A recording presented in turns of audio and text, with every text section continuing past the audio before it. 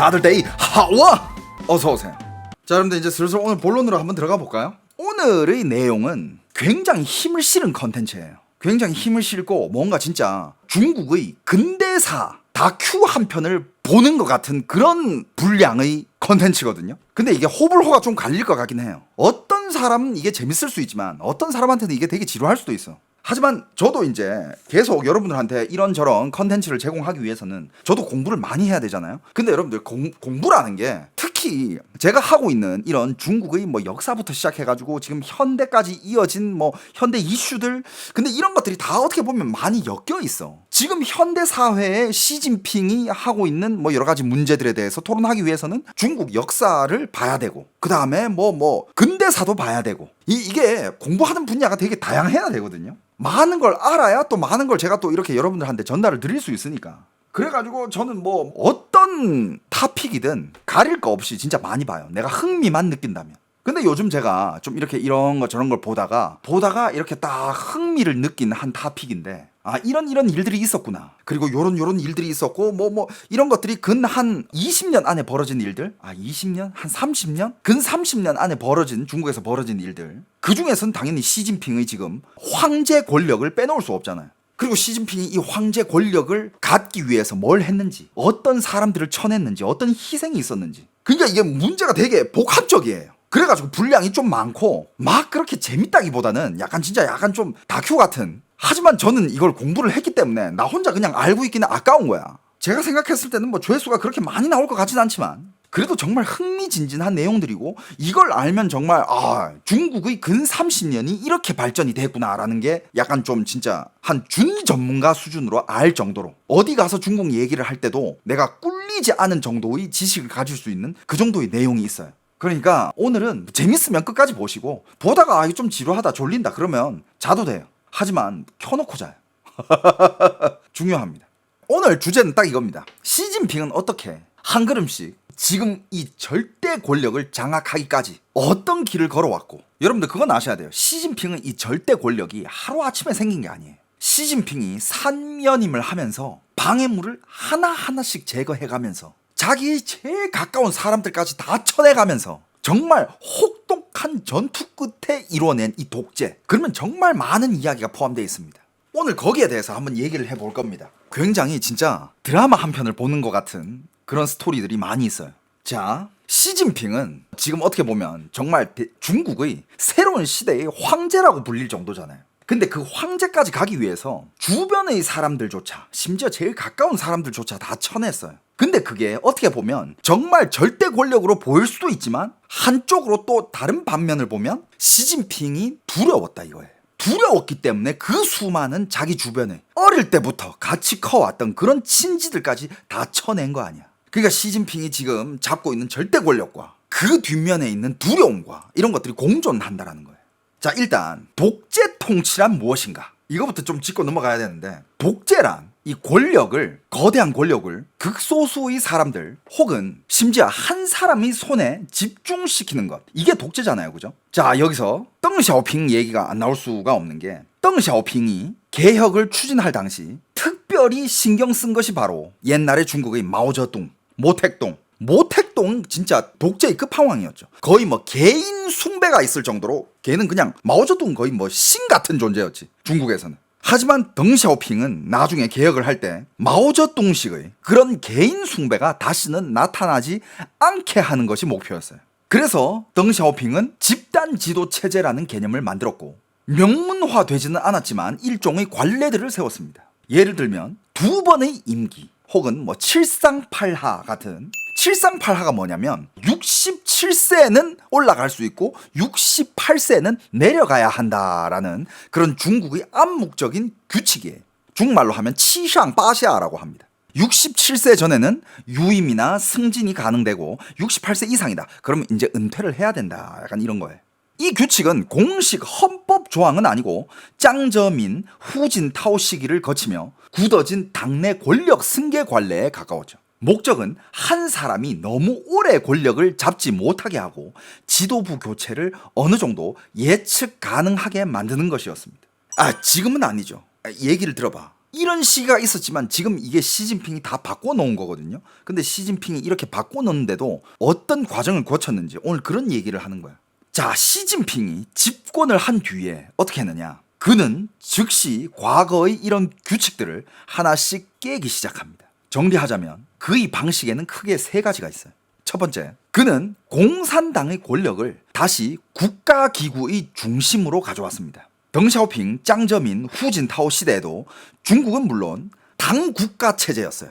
하지만 그래도 당과 정부 사이에는 일정한 역할 분담이 있었습니다. 국무원은 나름의 기능이 있었고 비교적 독립적으로 정책을 만들 수 있었어요. 근데 시진핑 집권 이후 원래 국무원에 속해 있던 많은 부분들을 예를 들면 외교부, 국가발전개혁위원회, 공안부 같은 부처들이 모두 당 중앙의 영도 소조 아래로 끌려 들어갔어요. 조직 개편을 해버린 거야. 이게 무슨 뜻이냐면 이런 권력을 가졌던 독립적인 이런 결단력을 가졌던 이런 부처들이 더 이상 독립적인 정책 결정 기관이 아니라 당 중앙이 결정한 것을 집행하는 부서가 됩니다. 당 중앙이라 그래요. 이게 공산당의 중앙, 당 중앙이라 하거든요. 그래서 모든 결정은 당 중앙이 내리게 됩니다. 물론 이거를 당 중앙이라고 얘기하지만 이 당 중앙은 뭐냐? 시진핑 본인이에요. 그러니까 그 수많은 독립적인 기관들을 니들을 당 중앙 조직 쪽으로 편입을 시키겠다. 하지만 그 당 중앙의 명령은 다 시진핑이 내리는 거. 이게 첫 번째고, 그다음에 두 번째는 인사 배치입니다. 그는 수많은 이런 링다오샤오주, 요런 작은 소조, 작은 뭐라 해야 될까? 이걸 리더 팀이라고 합시다. 그냥 여러분들 알아듣게 생각하면 그냥 리더 팀이야. 무슨 분야의 리더 팀 이런 것들을 여러 개를 만들어요. 예를 들면 중앙 재경 영도 소조, 중앙 차이징 링다오샤오조, 그다음에 중앙 전면 심화 개혁 영도 소조, 이런 것들 여러 가지 팀을 만들어요. 근데 이 팀들을 꾸려가지고 이 팀들이 여러 이런 원래 독립성을 가지고 있던 그런 조직들을 관리하게끔 만듭니다. 근데 이 팀을 관리하는 게 누구냐? 이게 시진핑이에요. 이 팀들이 팀장이 누구였냐? 다 시진핑이었어요. 이렇게 되면 금융, 과학기술, 교육, 국방, 외교에 이르기까지 모든 중대한 정책의 최종 결정권이 한 사람의 손에 들어가게 됩니다. 여기 지금 채팅창에 보면 누구랑 닮았네 이러는데 그런 얘기 위험해요. 그럼 대한민국 어떻게 될지 몰라. 나 채널 하루 사이에 날아갈 수도 있어. 말 조심해 주세요. 야, 어제 투표 봤으면 다들 알 거 아니야. 지금 대한민국 어떤 상황인지. 누구랑 닮았네, 누구 생각나네 이런 얘기 하지 마세요. 여러분들 오늘 이 방송 들으면서 많은 생각이 날 겁니다. 자, 시진핑이 이렇게 수많은 소조들을 만들어가지고 수많은 독립적인 부처들을 다 지가 직접 관리하게 되잖아. 이렇게 되면 금융, 과학기술, 교육, 국방, 외교에 이르기까지 모든 중대한 정책의 최종 결정권이 한 사람의 손에 들어가게 돼요. 그 결과 국무원을 포함한 다른 행정 부처들은 사실상 무력화가 돼버린 거죠. 회의실에서 보게 되는 것은 더 이상 이런 부처의 부장과 저런 부처의 부장과 부장 사이 분업 협력 이런 게 아닙니다. 누가 더 정확히 상부의 뜻을 전달하느냐가 중요해져요. 공무원들은 더 이상 자기의 상상력과 자기의 능력을 발휘하지 않아. 잘못 발휘했다가 잘리거든. 그냥 위에 지도만 떨어지길 기다리는 거야. 위에서 지시가 내려온 것만 하고 그거를 누가 더 잘 해내느냐의 경쟁이 되어버리는 거예요. 내가 더 빨리 이 심부름을 완성해야지. 이게 무슨 일하는 부서야. 그냥 종이지. 지금의 중앙정치국 상무위원회급에서는 거의 전원이 시진핑의 측근입니다. 그와 대등하게 앉을 수 있는 이런 관리들이 아닙니다.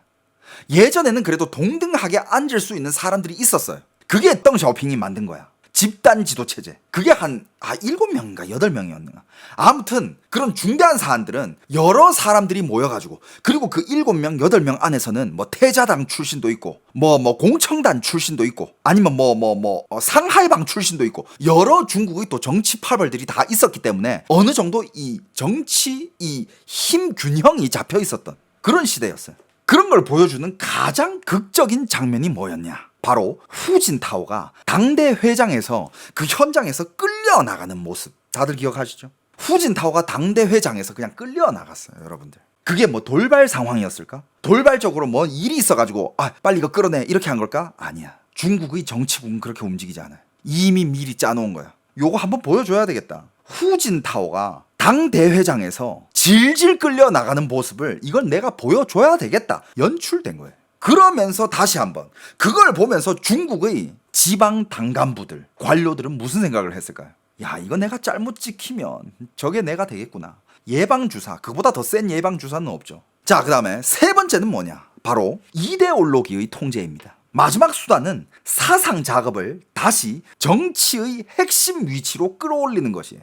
과거에도 중국의 관료들은 사상 교육을 받아야 됐었어요. 하지만 그들에게 더 중요했던 것은 일을 잘하는 것이었어요. 그런데 지금은 정치를 말하는 것, 정치적 입장을 표명하는 것, 정치적 충성을 보이는 것이 더 중요해졌습니다. 일 잘하는 거 그거 더 이상 중요하지 않아요. 당신의 정치적 입장이 맞는가?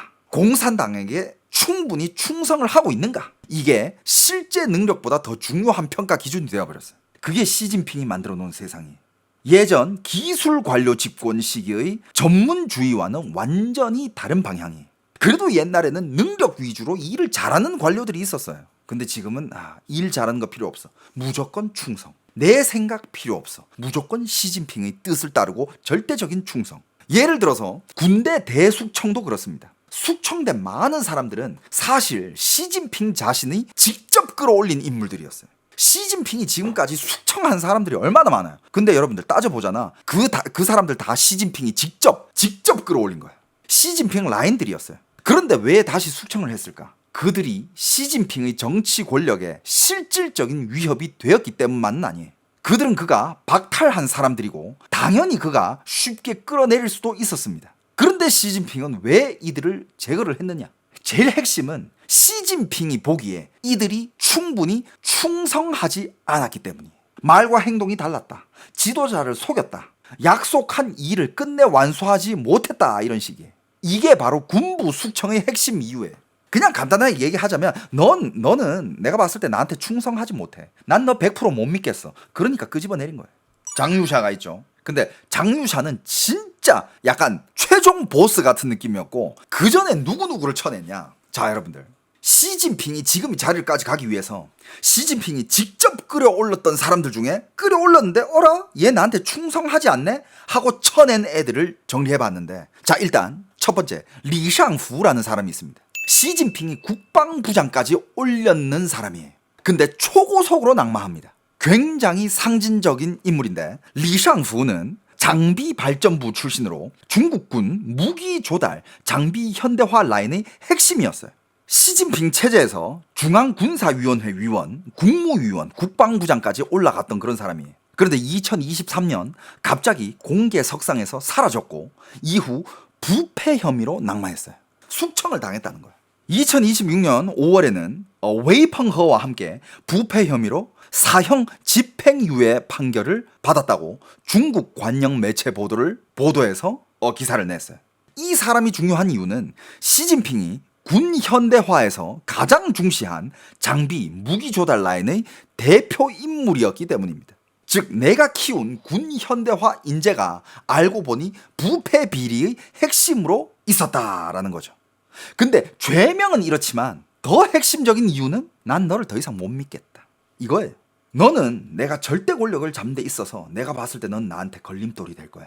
그 다음에 방금 이야기 나온 웨이펑허라는 사람이 있습니다. 웨이펑허. 로켓군 출신의 첫 국방부장, 핵 전력 라인의 상징입니다. 웨이펑허는 로켓군의 사령관을 지냈고 국방부장까지 올랐습니다. 로켓군은 시진핑이 미국과의 전략 경쟁, 대만 문제, 핵 억지력 강화를 위해 가장 중시한 군종 중에 하나예요. 로켓군. 그런데 웨이펑허 역시 방금 얘기했던 리샹푸와 함께 부패 혐의로 숙청이 되었고 2026년 5월에 사형 집행유예 판결을 받았습니다. 이거 다 시진핑이 직접 끌어올린 사람들이에요. 또 누가 있느냐? мя오화라는 사람이 있어요. 이게 지금 내가 얘기하는 인물들이잖아요. 중국 정치에 관심이 조금이라도 있는 사람들은 다 알만한 이름들이에요. 이 다 유명한 중국의 간부들이었는데, 세 번째로 мя오화라는 사람이 있는데 시진핑 복건성의 인맥이에요. 그리고 군 정치 공작 책임자까지 갔었습니다. 이 мя오화라는 사람은 더 정치적인 의미가 커요. мя오화는 중앙군사위원회 정치공작부 주임이었습니다. 쉽게 말하면 군 내부의 사상, 충성, 인사, 정치 검열을 담당하는 그런 핵심 포지션이었어요.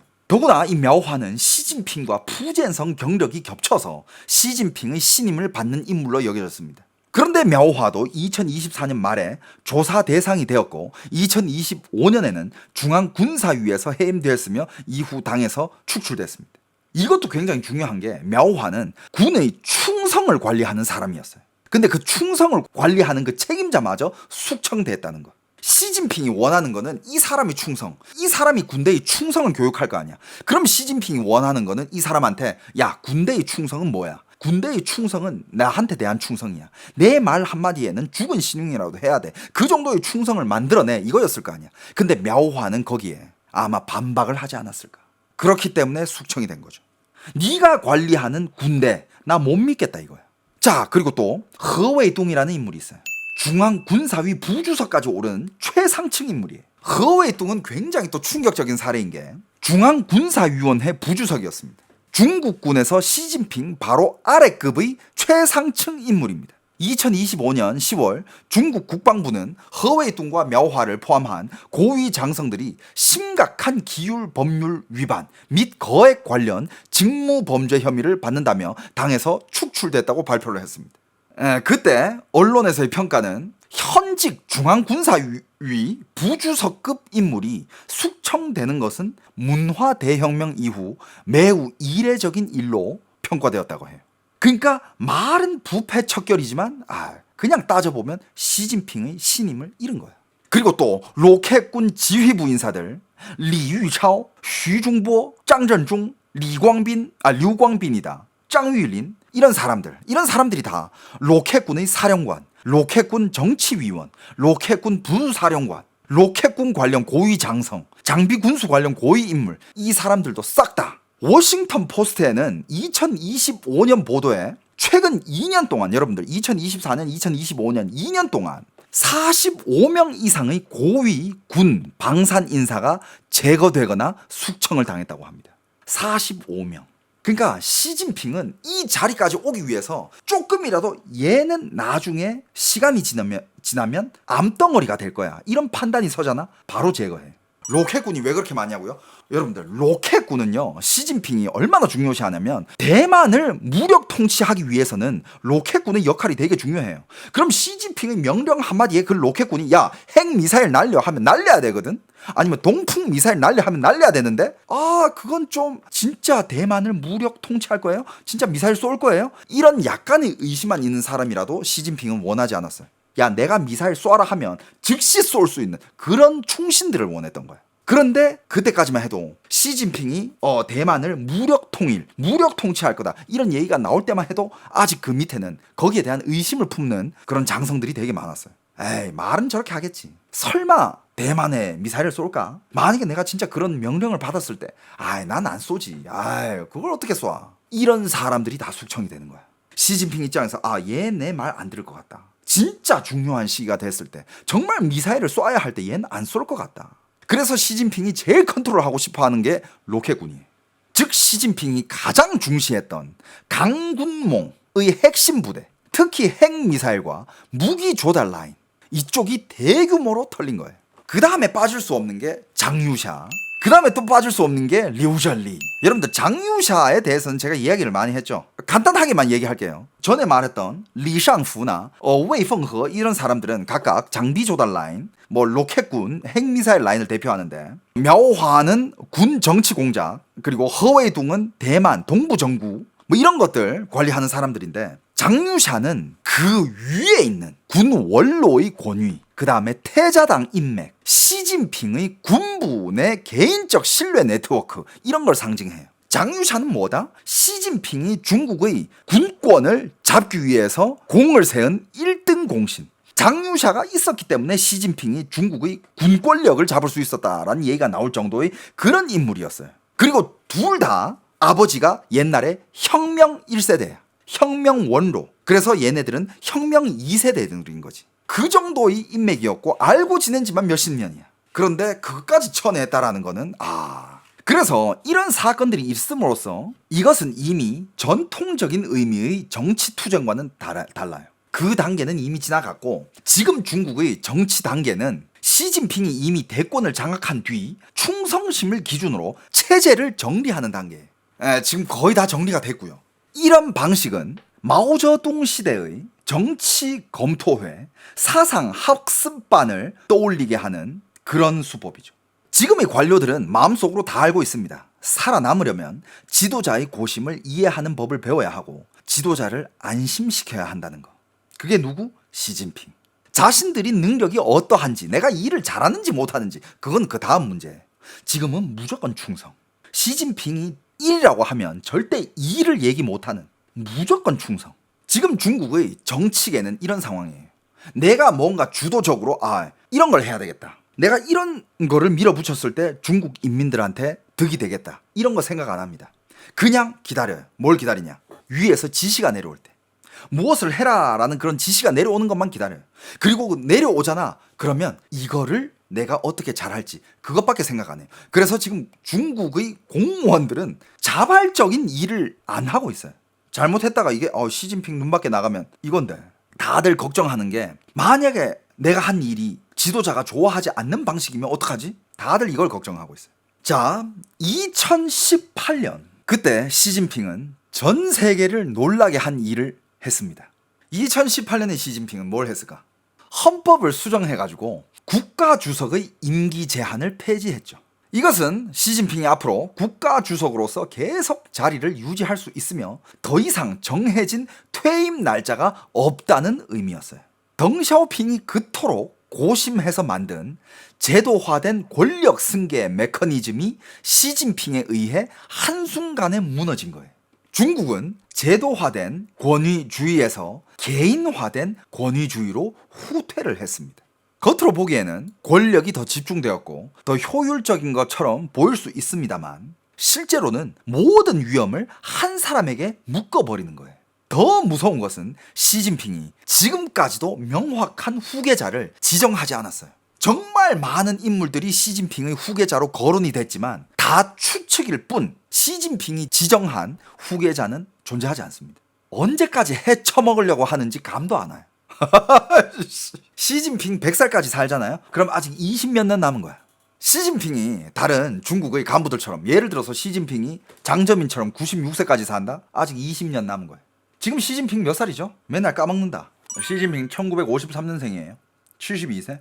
덩샤오핑 시대에는 중국이 여전히 권위주의 체제였지만 적어도 사람들은 다음 지도자가 누가 될지 대략 알고 있었어요. 정치 엘리트들 사이에는 일종의 권력 균형이 있었고 예측 가능한 게임의 규칙이 있었습니다. 하지만 지금 달라요. 시진핑은 어떤 후계팀도 키우지 않습니다. 그는 오직 모든 사람이 자신 개인에게 충성할 것을 강조를 하고 있습니다. 이 때문에 전체 시스템은 극도로 취약해져 있는 상황이에요. 만약 이 핵심이 권위를 잃는 순간 전체 체제가 무너질 수도 있는 거예요. 만약에 지금 갑자기 시진핑이 심장마비 이런 걸로 갑자기 뜬다 세상을, 중국은 과연 어떻게 될까? 누가 잡을까? 일부 학자들은 이런 현상을 개인화된 권위주의라고 불러요. 이런 개인화된 권위주의는 마오쩌둥 시대처럼 광적인 형태는 아닐지 몰라도 본질적으로는 여전히 개인 숭배입니다. 다만 포장이 더 정교해졌을 뿐이에요. 시진핑은 어쩌면 중국 공산당 통치의 마지막 최고 지도자가 될 가능성이 있어요. 설령 그가 권력을 승계한다고 해도 그때의 중국은 이미 벼랑 끝에 서 있을지도 모릅니다. 자, 2021년 시진핑은 한 내부 연설에서 아주 흥미로운 말을 합니다. 그 당시 일부 관영 매체가 그 내용을 공개했습니다. 무슨 얘기를 했느냐? 여러분들 이걸 들으면 시진핑이 이런 사상을 가지고 있는 사람이었구나 라고 이해가 되는 게, 시진핑은요 소련이 붕괴할 때 당내에 감히 공산당의 용도를 수호하려는 사람이 없었기 때문에 무너졌다라고 보았어요. 시진핑이 어떻게 표현했느냐, 그냥 말 그대로 하자면 소련이 무너질 때 그 공산당 당내에는 끝내 남자다운 사람 하나 없었다, 이런 식으로 얘기를 했어요.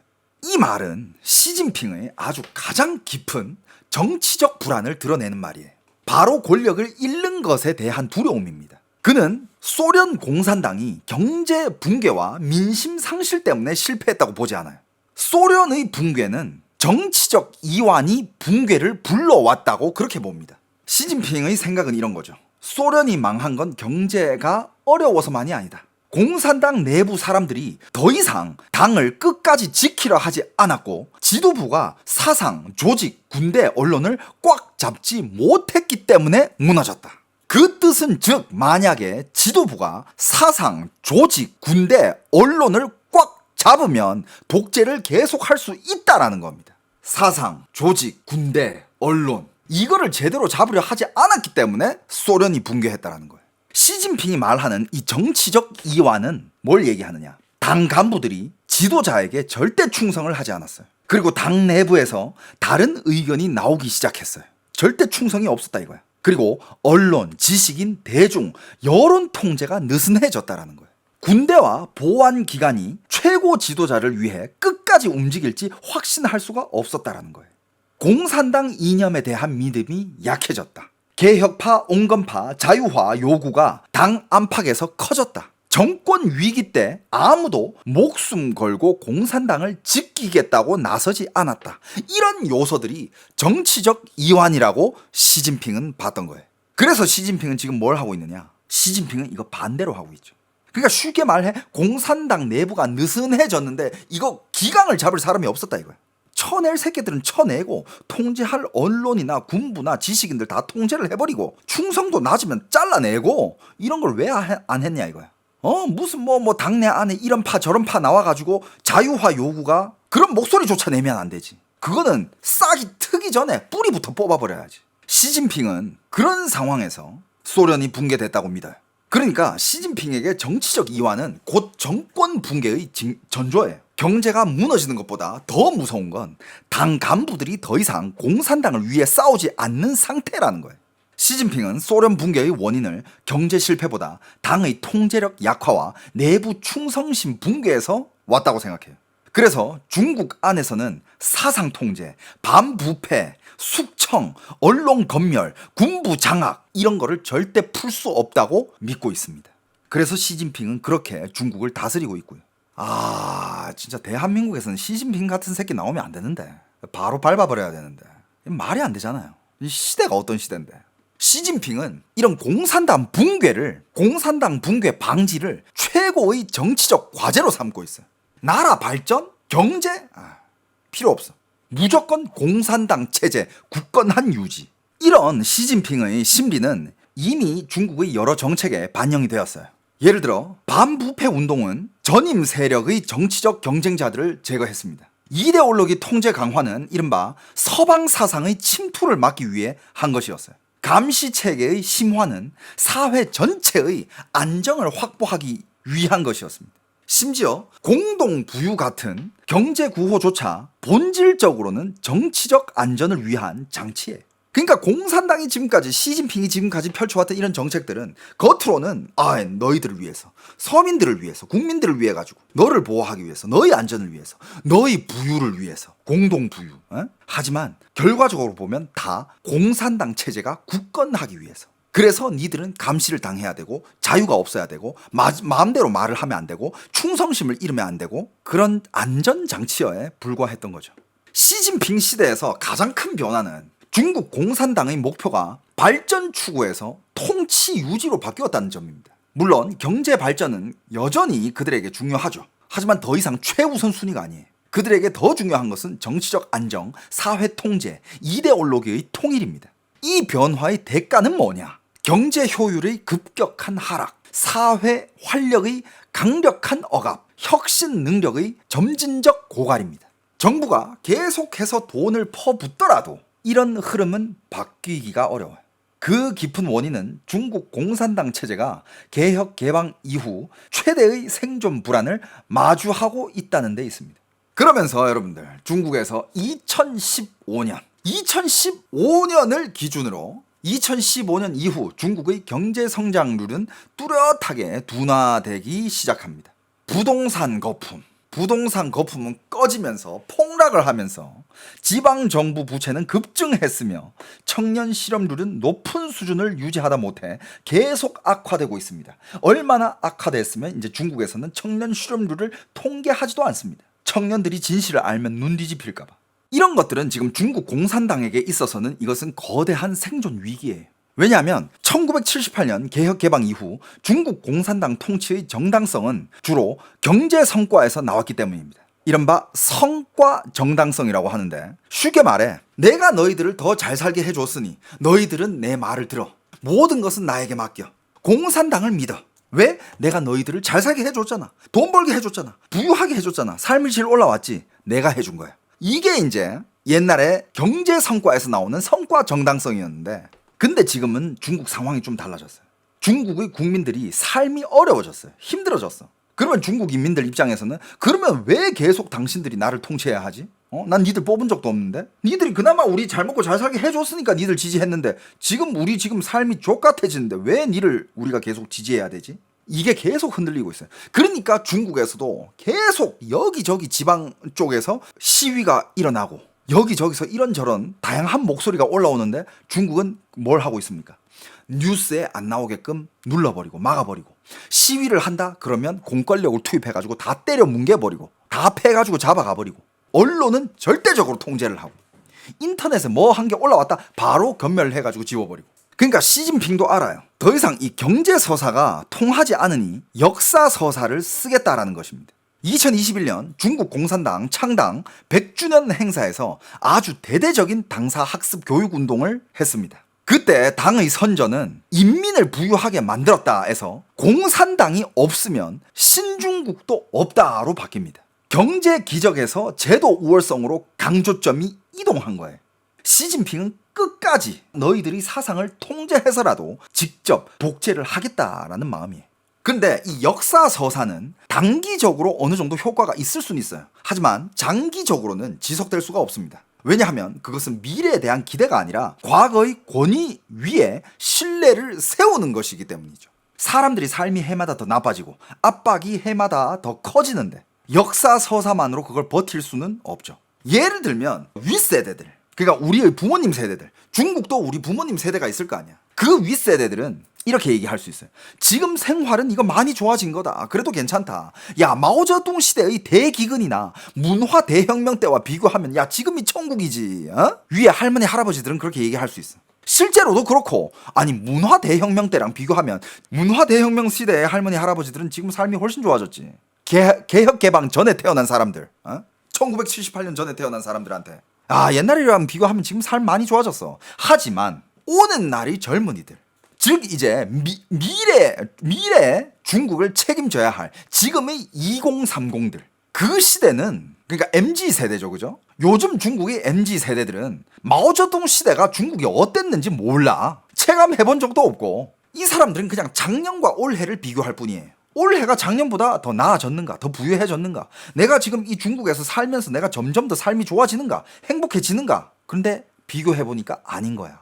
여러분들, 중국도 만약에 세대 교체가 되면 중국 정권도 한번 흔들릴 수 있을 것 같아요. 왜냐하면 요즘 세상은 이 세뇌로 안 먹히는 시대거든. 세뇌를 당한 사람들은 아무리 많이 쳐봤자 한 80년대생? 80년대생도 좀 애매해. 80년대, 90년대생들은 이제 세회 이런 걸 안 당하면서 전 세계를 보면서 이렇게 자라온 세대들이잖아. 80년대생들 중에서 그래도 좀 세뇌를 당한 세대가 좀 있긴 있어요. 근데 그런 사람들이 이제 세상에 관심이 없는 사람들이고. 근데 이제 90년생이라든지 2000년생들은 점점 이제 자기만의 가치관이 뚜렷하고 쉽게 세뇌 당하지 않고, 여러분들 요번에 한국만 봐도 요번에 스타벅스 불매운동 그거 선동했잖아. 그것만 봐도 그거 오히려 옛날 같았으면 광우병이라든지 이런 걸로 민심을 많이 얻고 선동을 해가지고 많은 걸 얻어갔잖아. 근데 요번에는 오히려 잃었어. 그것 때문에 오히려 반감을 사게 되고 반응이 안 좋다 보니까 바로 그 목소리 들어갔잖아요.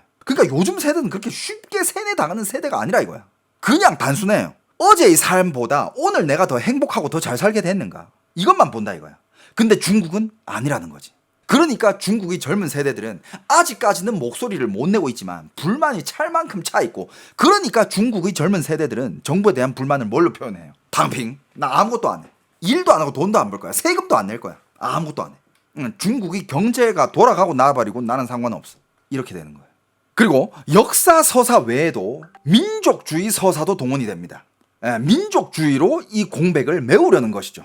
특히 젊은이들을 향해 가지고 중국몽, 위대한 부흥, 서방은 몰락하고 있다. 맨날 입에 다는 게 뚱성시장. 동쪽은 떠오르고 서쪽은 지고 있다. 이 서쪽은 미국을 얘기하고 동쪽은 중국을 얘기하는 거거든요. 이런 구호를 계속 사용해요. 이런 구호를 계속 만들어가지고 계속 세뇌를 시켜.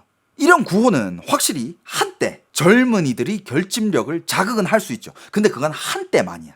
특히 이런 민족주의 구호들은 누구한테 효과가 있냐? 중국의 샤오펀홍. 그러니까 죽었다 깨어나도 그냥 공산당만 찬양하는 그런 인간들.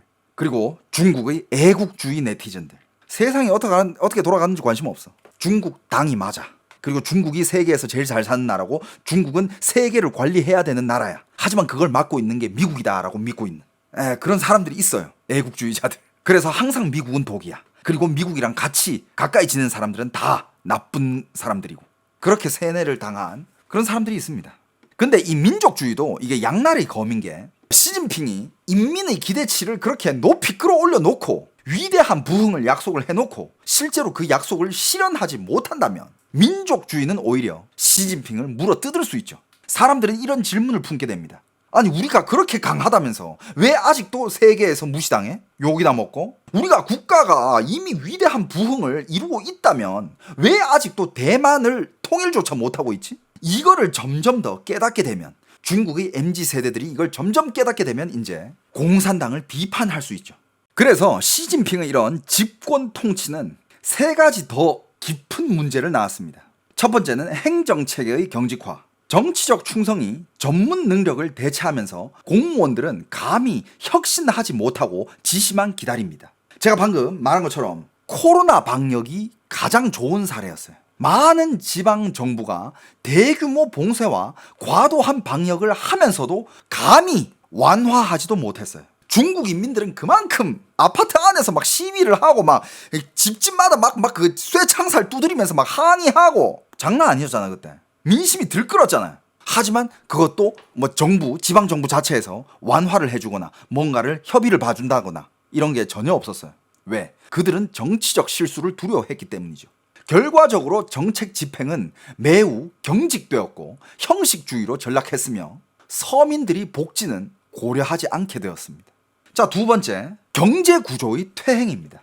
국가가 너무 깊이 개입하면 민영 기업의 신뢰가 부족해지고 전체 경제 효율은 하락합니다.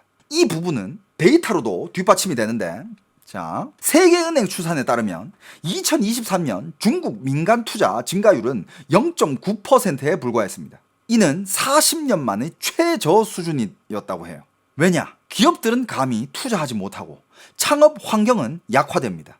그 결과는 국진 민퇴, 즉 국유 부분은 전진하고 민간 부분은 후퇴되는 구조예요. 지금도 여러분들 보세요. 중국 사람들 죽어나지 않습니까? 하지만 중국은 그 돈들을 어디 투자해요?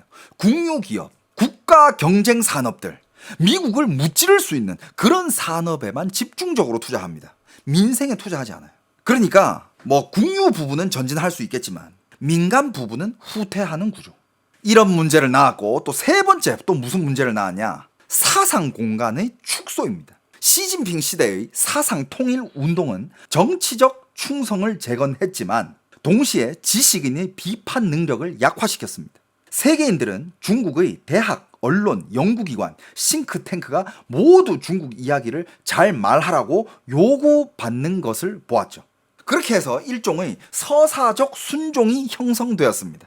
이런 환경에서는 정치적 혁신이 나오기가 매우 어렵죠. 왜? 모든 사람들은 정부 눈치를 봐야 되기 때문에. 정부가 개선해야 될 것들, 비판해야 될 것들, 이런 것도 비판을 못해. 이렇게 되니까 어떻게 됩니까? 사회적 창조력도 점차 말라가요. 사람들이 이제 상상력이 더 이상 없어요. 자기 꿈을 펼치질 못해요. 정말 많은 사람들이 이 나라를 위해서 사업 보국이라는 얘기 들어봤죠. 그런 사상을 가지고 있는 사람들이 전 세계에는 엄청 많습니다. 한국도 그렇고 중국도 그렇고. 이런 사업을 통해 가지고 이런 사업이 잘 되고 이게 해외로 나가 가지고 더 큰 사업이 되고 하면 말 그대로 자기 나라한테 이득이 되는 거 아니야. 그런데 그런 상상조차, 상상은 해볼 수 있어도 실행을 못해요. 왜? 일단 나라에서 밀어주지 않는 거면 뭐 성공할 가능성이 거의 없어져 버리니까. 그리고 사람들은 더 이상 진실을 말하지 않습니다. 진실을 말하는 순간 표적이 되고 위험해지거든. 그리고 정말 많은 아이디어가 있을 수 있잖아. 예를 들어서 정부에서 이런 정책을 한 개 내놨는데 더 많은 사람들이 요 정책을 요런 식으로 보완을 하면 혹은 요런 식으로 개선을 한다면 더 좋아질 수 있는 그런 아이디어를 생각할 수 있는 사람들이 정말 많잖아. 중국은 인구가 14억인데 그런데 그런 견해를 표현하려는 사람조차 없어졌어요. 말 잘못했다가 사회적 매장을 당하거든. 말 한마디 잘못했다가 뭐야 너 지금 공산당한테 충성 아니야? 그러면 잡혀갈 수 있으니까. 시진핑이 차츰차츰 만들어 놓은 세상들이에요. 덩샤오핑과 시진핑의 개혁 노선을 비교해 볼 수 있습니다. 덩샤오핑의 개혁은 탈정치화였어요. 경제 관리를 이데올로기의 속박에서 해방시키는 것이었어요. 덩샤오핑 하면 정말 유명한 말이 한마디 있습니다. 不管是黑猫还是白猫只要能抓老鼠就是好猫. 이 말 들어보셨어요? 야, 한국말로 하면 검은 고양이든 흰 고양이든 쥐만 잘 잡으면 좋은 고양이다 라는 말이 있어요. 이게 덩샤오핑이 한 말 중에 굉장히 유명한 말이거든요. 이거는 말 그대로 실용주의를 강조한 말이에요. 그때는 이런 정치적 이념 이런 거보다는 돈 벌자, 다 같이 잘 먹고 잘 살자, 돈 벌게 해줄 테니까 공산당을 지지해라 이거야. 이거를 기업에 두면 네가 이렇게 하든 저렇게 하든 네가 잘 되고 돈만 잘 번다, 나라에 세금만 잘 갖다 바친다, 그럼 너는 좋은 기업이라는 거야. 그러니까 그때는 어느 정도의 자유가 허락이 됐죠. 물론 덩샤오핑도 나중에 오늘이 6월 4일이잖아요. 마침내 오늘이 6월 4일이네. 6월 4일 천안문 사건 다들 아시겠지만 덩샤오핑도 나중에 6월 4일 천안문 사건이나 정신문명 건설 같은 문제에 있어서는 완전히 느슨하진 않았어요. 그때는 여전히 독재자의 면모를 보여줬습니다. 하지만 그 시대에는 적어도 GDP가 정치 업적을 평가하는 확고한 기준이 되었습니다. 지방정부와 기업은 전례 없는 주도권을 얻었었어요. 경제만 잘 성장시킬 수 있다면야. 공산당을 반대하지 않는 한 어떤 방식이든 어느 정도 허용이 되던 그런 시대였어요. 그런 시대의 최고봉이 90년대 하고 2000년대. 그때가 중국의 최고 부흥시기였어. GDP 성장률 10몇 프로, 20% 가까이 찍을 때야. 여러분들 경제 성장률 지금 5% 찍으면 너무 나이스하잖아요. 1%, 2%대 못 찍는 나라도 엄청 많고 그것도 겨우겨우 찍는데 그때 중국 경제 성장률 17% 막 이지랄 할 때야. 하지만 여러분들 시진핑이랑 비교해보면 시진핑의 개혁은 완전히 반대였어요. 시진핑은 뭘 추진했느냐? 재정치화를 추진했습니다. 즉 경제 발전도 반드시 공산당의 정치적 목표에 부합해야 된다는 거예요. 무조건 복종을 해야 된다는 겁니다. GDP도 중요하지만 더 중요한 것은 정치적 태도이고 당에 대한 충성이다. 발전과 복종을 하나로 묶어버립니다. 시진핑이. 당신이 진실을 말하고 경제에 유리한 조치를 취하더라도 정부가 그것을 불충성이나 불복종으로 판단을 하면 당신은 매장당할 수 있다 이거예요. 제일 대표적인 게 누구? 마윈. 알리바바, 마윈 다 알죠, 그죠? 많이 얘기했었죠. 시진핑은 GDP 목표를 약화시킨 동시에 과학기술 기업, 부동산 기업, 지방정부에 대한 전면적 감독을 강화했습니다. 이것은 성장을 포기한다는 뜻이 아니라 성장 자체를 통제하겠다는 뜻이에요. 경제가 성장하지 못하게 하겠다는 것이 아니라 경제 성장의 권한을 공산당 중앙으로 회수하겠다는 뜻이에요. 어떤 사람들은 시진핑의 이런 정책을 거시정치 조절이라고 부릅니다. 시진핑은 더 이상 GDP 숫자만 보지 않습니다. 누가 전체 경제를 통제하는가, 경제 성과가 예측 가능한가, 정치적 복종도가 충분한가, 사회가 안정적인가를 강조합니다. 이게 새로운 평가 기준이 되었어요. GDP라는 지표는 부드러워졌지만 권력이라는 목표는 훨씬 더 강화되었죠. 이게 시진핑 시대의 굉장히 큰 변화 중에 한 개예요. 1990년대에는 중국 공산당과 중국의 민영 기업들은 일종의 공생관계를 형성을 했습니다. 공산당은 기업을 이용해가지고 경제 성장과 고용을 창출을 해냈고 기업은 정치적 충성을 통해 경영상의 자유를 얻었습니다. 이런 모델이 이제 중국이 시진핑 전까지 달려왔던 국가 자본주의라고 부를 수 있죠. 지난 30년 동안 이 모델은 어느 정도 작동을 했어요. 효과가 있었습니다. 하지만 시진핑 시대에 들어오면서 이 균형은 무너지기 시작했죠. 왜냐하면 민간 부분이 점점 강해졌기 때문입니다. 오랜 개혁 개방을 거치며 민영 부분은 정부의 공권력에 어떤 도전이 될 정도로 커졌습니다. 2010년대 중국에 이르러 중국 민영 기업은 GDP의 60%, 세수의 50%, 도시 고용의 80%를 차지했습니다. 이렇게 거대한 민간 경제력은 자연스럽게 사회 동원 잠재력을 갖게 됐죠. 그리고 당연히 정치적으로 무시할 수 없는 잠재적 위협이 됩니다. 중국 공산당처럼 당이 모든 것을 영도한다, 모든 것을 통제한다, 이런 주장하는 레닌주의의 정권에게 이것은 절대 용납할 수 없는 그런 일입니다. 이른바 야만적 성장을 허용할 수 없다라는 것이죠. 공산당 입장에서 여러분들, 기업은 자유롭게 일을 하고 투자도 하고 사업을 펼쳐야, 제약을 좀 많이 풀어줘야 기업이 성장을 하거든. 근데 중국 공산당, 이런 공산주의는 이것을 야만적 성장이라고 부릅니다. 그래서 시진핑은 이중 전략을 취했습니다. 한편으로는 중국 경제 유지를 위해 계속 민간 부분에 의존하고, 다른 한편으로는 그들이 궤도를 이탈하지 못하도록 정치적 통제를 강화합니다. 그래, 니들 기업 운영하는 거 좋아, 돈 버는 거 좋아. 하지만 니들은 항상 기억해야 돼. 뭐? 공산당이 없으면 니들도 없다는 거. 니들은 우리한테 항상 충성을 맹세해야 된다. 아까도 얘기했지만 제일 대표적인 사례와 알리바바, 텐센트 같은 이런 기술 대기업에 대한 정리와 규제였죠. 제일 좋은 예가 2020년에 마이지团, 엔트그룹 상장을 준비하다가 마지막 순간에 감독 당국에 의해 긴급 중단된 사건이 있었습니다. 왜였을까요? 정부가 보기에 그들이 너무 커진 거야. 공산당과 독립된 사회적 영향력을 형성하고 있었기 때문입니다. 그때 당시 마위만 봐도, 마위는 전 세계를 돌아다니면서 성공한 중국의 기업인이라고 칭송받으면서 강의를 하면서 다녔죠. 마윈도 그때 국뽕에 많이 취했었을 거예요. 그러면서 거침없이 자기만의 성공 노하우, 자기만의 사상을 막 펼치기 시작합니다.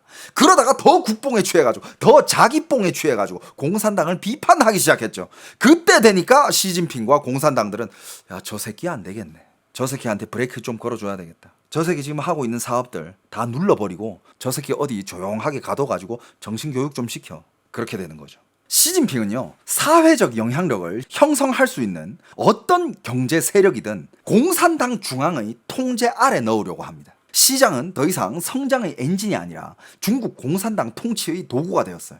2020년부터 중국 공산당은 모든 대형 기술 기업에 당위원회를 세우고 당대표가 이사회에 진입하도록 요구했습니다. 회사법 개정안에 따르면 기업은 공산당 건설을 지지하고 공산당의 정치적 핵심 역할을 보장해야 합니다. 이는 중국 기업의 의사결정권이 더 이상 순수한 시장 행위가 아니라 정치적 감독에 복종해야 한다는 의미죠. 동시에 정부는 황금주 제도를 통해 알리바바, 텐센트, 바이트댄스 같은 기업의 소수 지분을 확보했고, 이를 통해 전략적 결정과 컨텐츠 심사에 대한 거부권을 얻었습니다. 이런 제도 설계는 회사의 경계를 흐리게 만듭니다. 기업은 형식적으로는 사유 기업이지만 실질적으로는 일종의 공산당, 국가 혼합 소유가 됩니다. 이것은 중국 공산당이 경제 영역에서 사회에 침투하는 수준이 새로운 단계에 이르렀다라는 것을 보여주는 거죠. 이제 공산당은 방향을 통제하는데 만족하지 않고 직접 운영에 참여까지 합니다. 공산당은 규칙을 만드는 자이면서 동시에 시장 경쟁자예요. 그러면서 민영 경제의 자율성은 제도적으로 약화될 수밖에 없죠. 시진핑은 여러 차례 핵심 기술은 반드시 우리 손에 단단히 장악해야 한다라고 강조했습니다. 왜냐? 미국, 중국 대결이라는 큰 배경 속에서 과학기술은 단순한 생산력의 문제가 아니라 주권의 문제, 정권 생존의 문제가 되었기 때문이죠. 미국의 화웨이, 중싱, JTE 그룹, 이런 제재는 중국의 첨단 반도체 공급을 끊어놓았고, 중국 공산당은 자주혁신이 단순한 구호가 아니라 정권 존망과 관련된 중대 문제라는 것을 깨닫게 되었습니다. 그래서 중국은 신형 거국 체제를 내놓았습니다. 정부는 연구개발과 산업혁신에 대한 직접 개입을 확대했고, 국산 대체를 강하게 밀어붙이기 시작했습니다. 2021년 중국의 연구개발 지출이 GDP에서 차지하는 비중은 2.4%로 사상 최고치를 기록했습니다. 14차 5개년 계획은 2035년까지 세계 과학기술 강국이 되겠다는 목표를 제시했죠. 중국은 지금 미친 듯이 과학기술에 투자하고 있죠, 그죠? 그전에는 중국 제조 2025도 있었습니다. 사실 그때부터 이미 문제를 의식하고 있었던 거죠. 하지만 국가와 정부가 주도하는 이런 혁신 모델은 종종 관료화된 혁신 시스템으로 변질됩니다. 과학기술 프로젝트는 관료가 주도하고 자금은 정부 정책에 따라 배분되며 성과는 시장이 아니라 정치에 의해 평가됩니다. 그 결과 사람들은 임무를 완수하는 데는 능숙해지지만 문제를 제기하는 것은 서툴러집니다. 따라잡고 모방하는 데는 능하지만 독창과 혁신에는 약해집니다. 그러니 중국은 만약에 이 문제를 해결하지 못한다면 영원히 중국이 과학기술이 아무리 세진다 하고 높아진다 하더라도 만년 2위예요. 왜? 얘네들은 혁신이 안 되거든. 새로운 걸 못 만들어내. 그러니까 1위가 만들어내는 걸 계속 모방만 하는 거야. 그러면 아무리 얘네들이 잘 따라간다 해도 만년 2위예요. 얘네들은 1위의 물건을 만들어낼 수가 없어요. 지금 이 체제로라면. 시진핑의 통치 이념에서 과학기술 발전과 국가 안보는 결코 두 개의 노선이 아니라 한 몸의 양면이라는 점입니다. 기술이 발전할수록 정부의 통제 수단은 더 정밀해지고 데이터가 집중될수록 정부 권력은 더 확장될 수 있습니다. 중국이 어떤 식으로 중국 모든 인민들이 데이터를 수집하는지 여러분들은 여러 차례 들어보셨죠, 그죠? 저번에도 얘기했지만 중국이 밀고 있는 게 디지털 권위주의, AI, 빅데이터, 감시 기술을 통해 사회 통치를 알고리즘 통치로 전환하는 거예요. 이렇게 하면 막대한 비용을 절감하면서도 사회를 더 효율적으로 통제할 수 있습니다. 코로나 방역은 이런 모델의 실험장이었어요. 건강 코드, 얼굴 인식, 지문, 빅데이터 추적은 역사상 가장 방대한 사회 감시 체계 중 하나를 구성했습니다. 14억 명을 통제하기 위해 중국 공산당은 어마어마한 힘을 거기다가 쏟아부은 거예요. 근데 많은 사람들은 코로나 때 코로나가 끝나면 지금 이런 것들도 사라지겠지. 아니요. 여러분들 중국을 보세요. 코로나가 끝나면서 중국의 그런 감시 기술들, 추적 기술들이 사라졌습니까? 안 사라졌죠. 오히려 사회 신용 체계와 데이터 안전법 같은 제도 안으로 통합이 되었습니다. 그래서 저 옛날에도 얘기했지만 코로나 관련 방송할 때 이거는 중국 국민을 통제하기 위한 예행 연습이었다라고 얘기한 적이 있잖아요. 다시 말해 방역이 남긴 것은 단순한 기억이 아니라 인프라예요. 이 인프라는 중국 공산당이 사회와 모든 사람을 통제하는데 더 유리하게 작동합니다. 이 새로운 통제 방식의 특징은 더 이상 공포만으로 질서를 유지하지 않는다는 점입니다. 빅데이터를 통해 복종을 만들어냅니다. 군중 동원도 필요 없고 폭력 진압도 필요 없습니다. 알고리즘과 데이터를 통해 같은 통제 효과를 달성합니다. 사람들이 스스로 이건 하면 안 된다, 그렇지 않으면 대가를 치르게 된다 라고 느끼게 만드는 거예요. 점점 조련을 하는 거죠. 겉보기에는 매우 현대적이고 과학기술적이지만 실제로는 전통적 경찰 사회보다 더 저항하기 어렵고 더 교묘합니다. 시진핑이 지금 집권한 동안 이런 거를 다 이뤄낸 게 어떤 면으로는 참 대단해. 이 14억 인구를 전체 데이터화 시켜가지고 얘네들을 진짜 무슨 온라인 게임 서버 안에 있는 RPG 게임 안에 있는 그 캐릭터를 컨트롤하듯이 다 감시하면서 컨트롤하는 거. 여러분들 이 말 참 무섭지 않습니까? 빅데이터를 통해서 사람을 복종시키는 인프라. 이 인프라를 중국은 다 만들어냈다 이거 아니야. 이거는 자유민주주의 국가에서는 만들 수가 없는 거예요. 이거는 너무 많은 인권 문제와 너무 많은 프라이버시와 너무 많은 문제들이 엮여 있어. 이거 못 만들어. 근데 중국은 그런 인권 문제를 싸그리 다 무시해버리고 그냥 구축을 해버렸다는 거야. 여러분들 그런 것만 봐도 무섭지 않아? 해외에 가서 유학을 하고 있는 중국인인데 유학을 하다가 해외에서 이제 자유민주주의 맛을 본 거야. 언론의 자유 맛을 본 거지. 그러면서 자기도 뭔가 아니다 싶은 거에 대해서 중국한테서 중국을 비판을 한 거야. 뭐 X라든지 뭐 인스타라든지 이런 데서. 그런데 중국 내부 정부에서 그걸 검열해가지고 연락이 온다니까. 그러면서 자기 부모님이랑 영상통화를 시켜줘. 야, 네 부모님 안전하길 원한다면 너 닥치고 귀국해. 이렇게 된다니까. 개 무섭지 않아요 진짜? 그리고 영상통화에서 부모님은 자식을 타일러요. 야, 너 뭐 무슨 일 저질렀니? 그런 거 하지 말고 빨리 귀국해라. 이렇게 얘기를 해. 30년 전 안기 부냐고요? 그 옛날에 그 남산의 부장들, 옛날에도 한국에도 그런 독재 시절이 있었잖아. 그때 막 사람들 막 고문하고 근데 그때는 인간이 뛰었던 시대야. 인력이 필요했고 사람이 두 발로 뛰었어야 됐어. 근데 지금 지금은 인간이 뛸 필요가 없어. 그냥 이 사람의 핸드폰과 이 사람이 이동하는 CCTV 동선? 이것만 있으면 이 사람 전체를 다 컨트롤할 수 있어요. 지금 중국은 그런 사회를 구성을 해냈어. 중국이 개인의 데이터를 수집하는 정도가 어느 정도냐면 이 사람의 자주 쓰는 어플, 타자하는 패턴, 평소에 말할 때 사람들과 톡으로 말할 거 아니야. 얘네들 위챗 써가지고 관심 있는 내용들 이런 것까지 다 감시를 해가지고 이 사람이 어떤 사람인지, 그리고 이 사람이 잠재적인 공산당을 위협하는 그런 사상을 가지고 있는 사람인지 이런 것까지 다 판단해가지고 감시를 해. 요 얘기도 빠질 수가 없는 게, 자, 화웨이 얘기를 좀 해야 되는데, 화웨이 그룹 다 알죠? 중국의 화웨이 그룹. 중국 공식 서사에서는 화웨이는 자주 혁신의 전형적인 그런 기업이야. 중국식 기술 체제의 승리입니다. 하지만 이런 말은 한 가지 핵심 사실을 가립니다. 화웨이의 부상은 사실 글로벌화와 시장화의 기반 위에서 세워졌다는 점이에요. 화웨이의 기술 노선은 국제 공급망과 다국적 협력에 심각하게 의존해 왔습니다. 결코 폐쇄적 자력 갱생의 결과가 아니라는 거예요. 화웨이가 자사 직원을 표창할 때, 상을 줄 때 등장한 최고 수준의 전문가들을 보면 상당수가 외국인들이었어요. 2019년 이후에 화웨이는 미국의 엔티티 리스트에 올라 세계 최첨단 반도체와 반도체 장비를 확보할 수 없게 되었습니다. 중국 공산당은 이것을 미국의 기술 봉쇄, 냉전적 사고라고 말하며 반미 민족주의 정서를 자극했습니다. 그러나 중국에는 단기간 내 대체 방안이 없었습니다. SMIC는 정부의 막대한 보조금을 받았지만 그 공정 수준은 여전히 TSMC, 삼성 이런 회사보다 최소 2세대 이상 뒤처져 있습니다. 지금 중국이 외치고 있는, 중국 공산당이 외치고 있는 이 자주혁신은 상당 부분 정치 구호에 머물러 있습니다. 더 모순적인 것은 중국 공산당이 화웨이를 보호하고 지원함으로써 생존은 보장했지만 동시에 시장 경쟁의 유연성은 악화시켰다는 점이에요.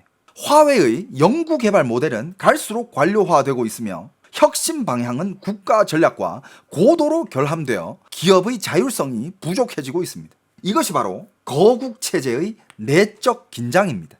자원은 동원할 수 있지만 진정한 창조성을 자극하기는 어렵다는 거죠. 여러분들, 얼마 전에 화웨이가 자동차 발표한 거 알아요? 근데 여러분들, 제가 항상 얘기하는 중국이 좋아하는 그 단어 야오야오링시엔, 야오야오링시엔 저 앞에 앞서간다. 중국은 항상 지들이 앞서간대. 20-30년은 앞서간대. 우리가 다 앞서간대. 핸드폰도 지들이 앞서가고 뭐도 지들이 앞서가고 뭐도 지들이 앞서간대. 여러분들, 얼마 전에 화웨이에서 자동차를 한 개 발표를 합니다. 중국의 SUV 자동차인데 화웨이 M9라는 자동차야. 맞을 거야 아마. M9라는 자동차가 나와요. SUV야. 근데 이 발표회에서 여러분들, 이 발표에서 그 발표하는 사람이 있어. 그냥 스티븐 잡스 같은 그런 역할을 하는 사람이야. 그 화웨이의. 그 사람이 되게 유명해요, 중국에서. 뭘로 유명하느냐? 이 스피치로 유명한 게 아니라 개 구라치는 새끼로 유명해요. 중국인들도 걔는 구라쟁이로 인정할 정도야. 요번에 무슨 구라를 쳤는지 알아요? SUV가 나왔어. M9래.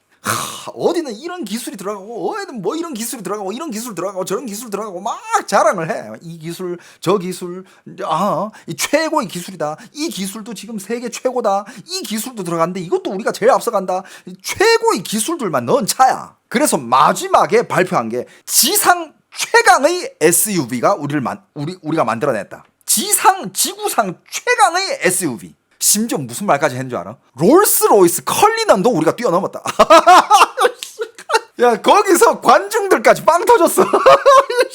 야, 말이 안 되잖아. 화웨이 지금 자동차 만든 지 얼마나 됐어요? 여러분들, 자동차라는 게 그냥 무식하게 세계에서 제일 좋은 부품만 가져와가지고 조립해놨다고 그게 최고의 자동차가 되냐? 아니야.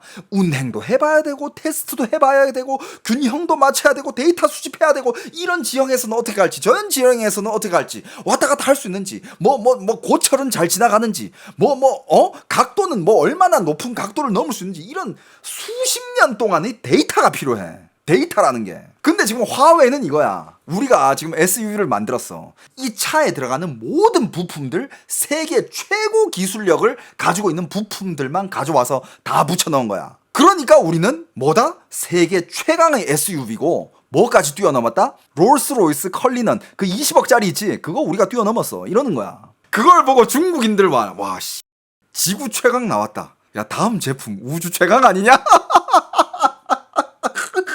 그거 보여드릴까요? 어떻게 생겼는지 보여드릴까? 여러분들 딱 보잖아. 그냥 그 벤츠 그 SUV 마이바흐 SUV 있잖아. 벤츠 마이바흐 SUV 비스쿠리하게 베낀 거야. 화웨이 M9야 있네. 여러분들 그 허풍 치는 새끼가 이 새끼예요. 야 여러분들 관상 봐봐. 전형적인 중국에서 물건 잘 파는 그 사기꾼. 목소리부터 표정부터 생긴 거부터가 중국말로는 이걸 후여한다 하거든. 후여. 그러니까 사람을 홀린다라는 거지. 예를 들어서 이런 거야. 별거 아닌 제품이 있어. 별거 아닌 제품인데 어떤 사람한테 이걸 팔기 위해서 야 이게 얼마나 좋은 제품이냐면 야 이게 봐봐 이 안에 어떤 기능이 있고 이거는 뭐 이런 기능도 되고 이런 기능이 되는데 다른 거 안 되는 거잖아. 근데 이걸 넣었다니까. 여기에는 걔네들은 이 기능이 있는 줄도 몰라. 근데 여기 넣었어. 그리고 봐봐 여기 있는 이 제품 보면 이 뭐가 어떻게 되고 막 이걸 잘 털어. 잘 털면서 나중에 네가 안 사도 돼. 안 사도 돼. 네가 안 사도 이거 살 사람들 많아. 지금 품절일걸? 지금 물건 없지. 물건 없어. 대기해야 돼. 근데 지금 대기하는 사람까지 많아가지고 네가 지금 대기를 등록해도 언제 나올지 몰라. 그러니까 막 사람이 막 사고 싶게끔 만드는 이걸 막 터는 이거를 중국말로 이거 후요한다 그래. 그 전문이야 얘가. 얘가 그거 전문이에. 그러니까 나도 이게 엄청 길어요. 이 발표회가 2시간이야. 빨리 감기로. 이게 뭐 발표회가 2시간인데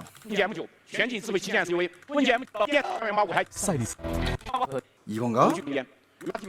이거 보면 약간 느낌이 약간 GV80도 살짝 들어갔는데 벤츠 SUV 디자인도 살짝 들어갔고 또 뭐 이거 여기 살짝씩 여러분들 지구 최강의 SUV라고 합니다. 화웨이에서 만든. 그러면서 얘는 이런 제스처를 하면서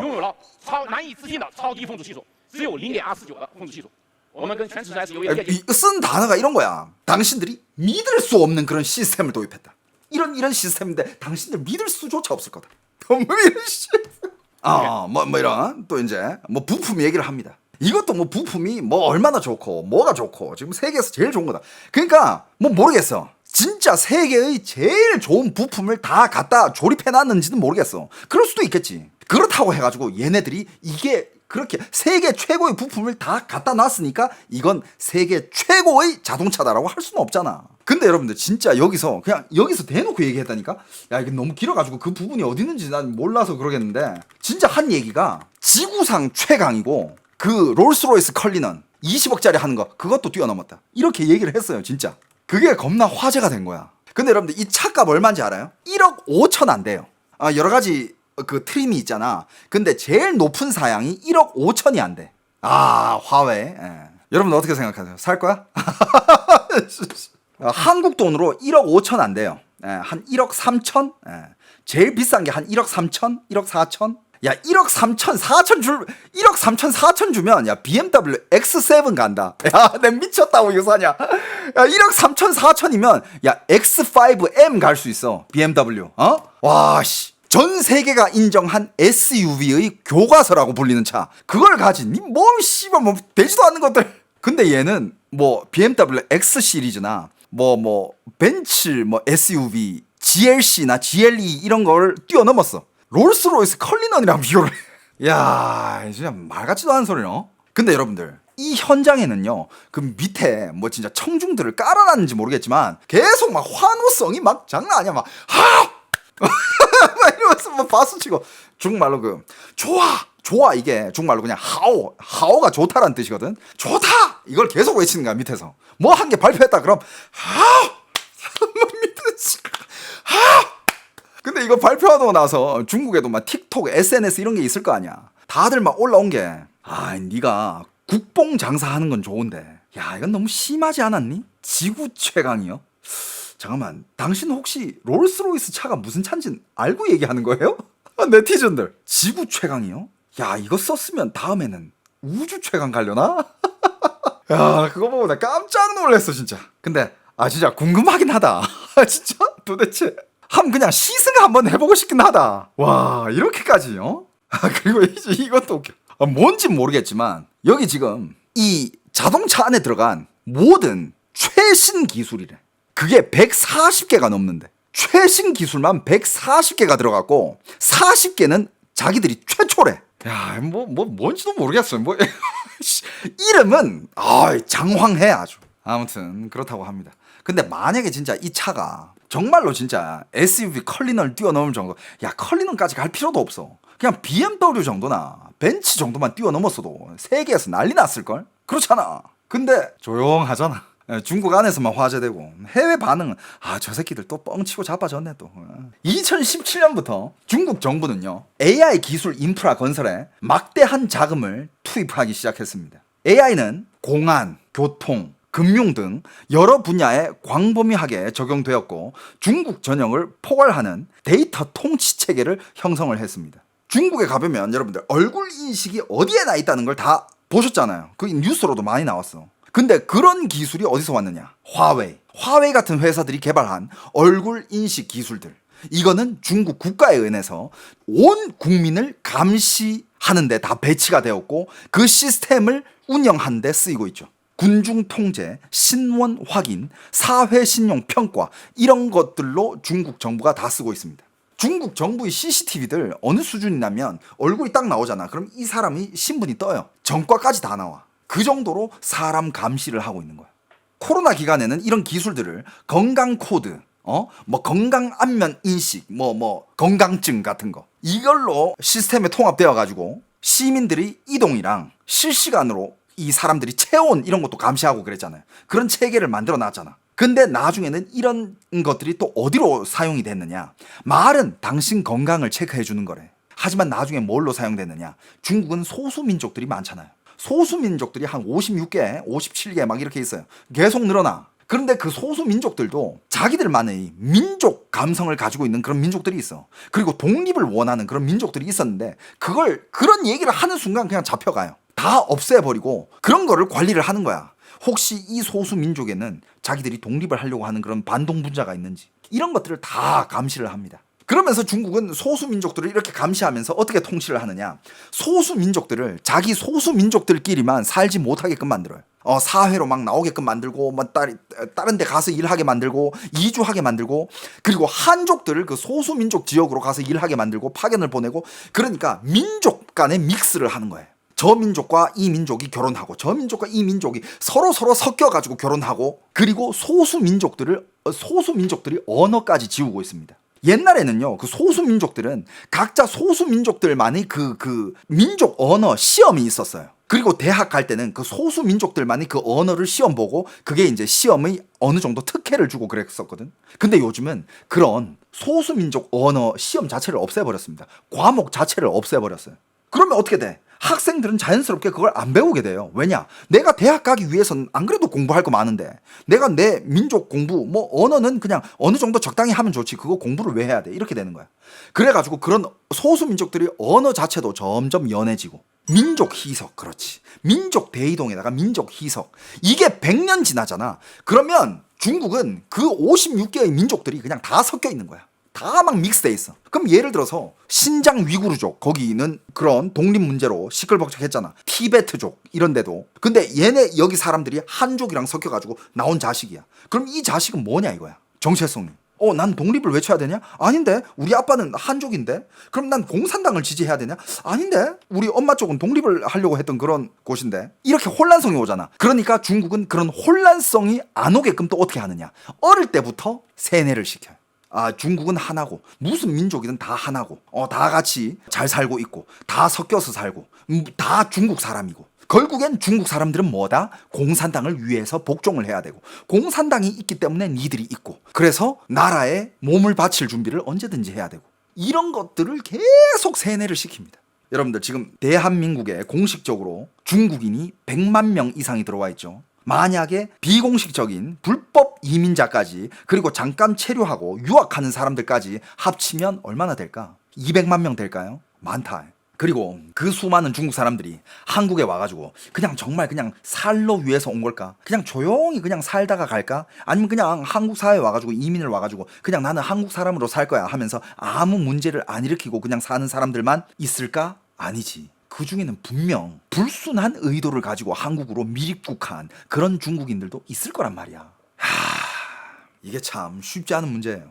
이런 식으로 중국 공산당은 AI를 인용해가지고 중국 온 국민을 감시하는 데 쓰고 있는데, 중국 공산당은 이런 주장을 서방의 흑색 선전이라고 부릅니다. 그러면서 AI는 중국에서 동시에 통치 도구이자 외교 무기가 되었어요. 기술 진보를 상징하는 동시에 기술 우위를 과시하는 수단이 된 거죠. 과학기술과 무역 경쟁이 격화되면서 미국과 중국 관계는 구조적 대항의 새로운 단계로 들어갔습니다. 2022년 미국의 반도체법 통과는 미국이 공식적으로 첨단 기술 산업을 국가 안보 프레임 안에 넣었다는 것을 의미했습니다. 미국은 동맹국들과 함께 중국에 대한 첨단 기술 수출 제한을 시행을 했습니다. 중국의 대응은 이른바 쌍순환 전략을 추진하는 것이었어요. 내수를 중심으로 하고 외부 수요를 보조적으로 삼아 국제시장 의존도를 줄이겠다라는 구상이었죠. 하지만 실제로는 중국 경제 구조의 취약성이 드러났습니다. 내순환을 하려면 첨단 기술과 높은 소비가 뒷받침되어야 되는데 이게 바로 중국의 약점이에요. 소비자들 사이에서는 신뢰가 하락했죠. 여러분들 지금 중국 항상 다루는 게 그거잖아. 중국은 신뢰를 잃은 사회야. 중국 사람들은 돈을 쓰고 싶어도 이건 과연 안전할까? 얘네 뭐 또 장난치지 않았을까? 이 값어치를 할까? 의심이 생겨. 그래가지고 중국 사람들은 아예 내가 이런 거를 구분 못하고 니들이 항상 그렇게 가짜를 진짜처럼 만들지 나 그냥 돈 안 쓸래. 이렇게 되어버리는 거야. 그래서 중국 사람들도 메이드 인 차이나 안 쓴다니까. 메이드 인 재팬, 메이드 인 코리아, 메이드 인 USA, 메이드 인 유럽, 뭐 메이드 인 어디 메이드 인 차이나 중국 사람들도 잘 안 쓸라 그래. 돈만 있다면, 상황만, 여건만 충족이 된다면. 메이드 인 USA 겁나 좋아해요. 메이드 인 USA, 메이드 인 재팬 개 좋아해. 화장품 이런 것들은 또 메이드 인 코리아 엄청 좋아하고. 근데 걔네들은 한국 화장품까지 가짜로 만들어요. 그러면서 국뽕을 내세웁니다. 중국도 충분한 이런 기술력이 있고 이렇게 똑같은 혹은 이것보다 훨씬 더 훌륭한 화장품 혹은 훌륭한 물건을 만들어냈는데 왜 국산을 안 쓰냐? 국산을 써야 된다. 우리 국력을 결집시켜야 된다. 이런 식으로. 그러면 중국 사람들은 또 국산품을 쓰는 사람들도 있어. 거기 세뇌당한 애들은. 근데 써보면 알지. 한 20년 뒤쳐져 있다는 거. 화장품은 가짜였고 기계들도 가짜였어. 기능도 그만큼 못해. 한국 다이소에 중국인들 없다고요? 중국인들이 한국까지 왔는데 메이드 인 차이나 이런 거 보잖아. 걔네들 치를 떤다니까. 메이드 인 차이나는 그냥 중국에서 쓰면 돼. 걔네들 한국까지 여행 왔는데 뭐 하러 왔겠어? 메이드 인 차이나 거를 한국까지 와서 사러 왔겠어? 한국 와가지고 올리브영을 갔어. 올리브영 가면 당연히 한국에서 내놓으라 하는 잘 만드는 화장품 회사들이 그런 화장품들이 깔려 있잖아. 그거 딱 보면서 와 이거 좋다 이거 좋다. 야 중국 사람들 올리브영 진짜 많이 가. 미친 듯이 사요. 근데 어느 중국 사람도 들어가가지고 여기 중국산 화장품 있나요? 이런 병신 같은 질문 한 중국 사람은 없어요. 맞잖아. 그러니까 소비 신뢰가 하락하고 부동산 시장은 침체가 되고 이 부동산으로 정말 중국의 중산층들 다 몰락했어요. 청년 실업률은 치솟고 있는 상황에서 쌍순환? 순환이 안 되죠. 내순환은 제대로 돌아가지도 있지 않아요. 돈을 안 쓰니까. 그러니까 중국이 장벽이 높았던 그 무비자까지 실행을 하면서 외국인들한테 와서 제발 돈 좀 써달라고 그러고 있고, 외순환도 점점 막히고 있는 상황이고. 특히 현재 중국의 기술 민족주의는 방어라는 명분으로 개방성을 약화시키고 안전을 목표로 혁신 환경을 희생시키고 있는 그런 상황이에요. 이것은 자기 강화적인 악순환이 되고 있습니다. 중국은 더 폐쇄될수록 더 불안해지고 더 통제할수록 더 취약해지는 그런 상황이에요. 충성심은 이빠이 차 있겠지. 하지만 시진핑은 중국을 망가뜨리고 있습니다. 시진핑이 집권 이후에 중국 공식 서사의 핵심은 계속 동승서강, 동쪽은 떠오르고 서쪽은 쇠퇴한다. 동쪽은 중국, 서쪽은 미국. 이게 항상 그냥 메인 선전 구호였어요. 시진핑은 이것을 100년 만의 대병국이라고 불렀습니다.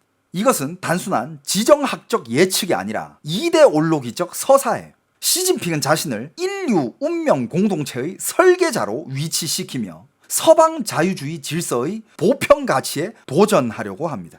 하지만 실제로는 시진핑은 국가 주권을 최고 원칙으로 삼고 각국은 자신만의 모델에 따라 발전할 권리가 있다고 주장하며 서방의 제도 수출에 반대합니다. 이런 논리는 치명적인 모순을 가지고 있어요. 중국 공산당은 외부에서는 체계의 평등을 추구한다고 말하지만 내부에서는 체계의 불평등을 유지합니다. 국제적으로는 다극화를 강조하지만 국내에서는 일극화된 통치를 실시해.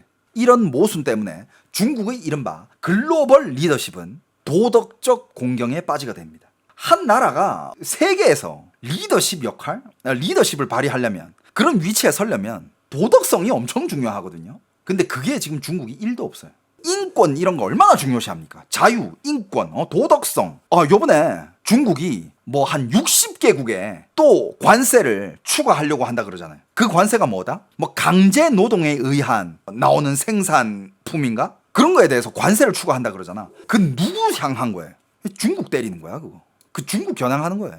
중국을 포함한 독재 국가들 겨냥하는 거야.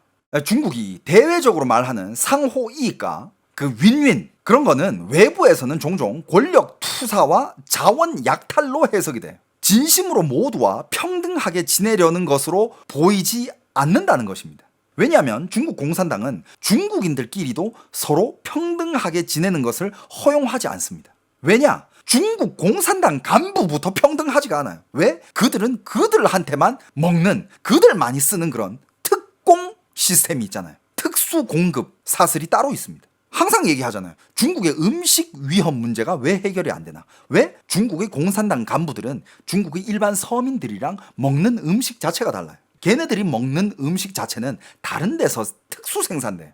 걔네들한테만 공급이 됩니다. 중국의 특공 시스템 여러 번 다뤘어요. 덩샤오핑의 개혁은 과거 중국 공산당을 일종의 기술관리형 정당으로 전환하려는 시도였습니다. 기술 관료와 시장 논리로 이데올로기와 정치 동원을 대체하려 한 것이죠. 반면 시진핑 노선은 이 전환을 되돌리려고 합니다. 기술 행정 정당에서 다시 혁명형 정당으로, 기술적 합리성에서 정치적 합리성으로 돌아가는 거예요. 이런 회귀는 단순한 역사적 후퇴가 아닙니다. 일종의 구조적 자기보호 메커니즘이죠. 체제가 외부 압력과 내부 필요를 느낄 때 그것은 자신이 과거에 의존했던 정당성의 원천으로 돌아가려는 경향을 보입니다. 이것이 바로 이른바 초심을 잊지 말라는 말의 실제 의미예요. 이런 역사적 선택 속에서 시진핑은 정치로서의 회귀를 선택을 한 거죠. 그런데 이런 정치화된 재혁명은 진정한 부활이 아니라 일종의 쇠퇴징후입니다. 그들이 강조하는 통일, 안정, 통제는 현대 국가가 장기적으로 발전하기 위해 필요한 개방, 분권, 다원성 이런 것들을 다 정면으로 부정하죠. 하지만 지금 그들이 부정하고 있는 그 개방, 분권, 다원성이 지난 수십 년간 중국 발전의 원천이었어요. 근데 시진핑은 그걸 이제 다 짓밟고 있죠. 시진핑은 지금 시대의 전형적인 역사적 역설을 보여주고 있습니다.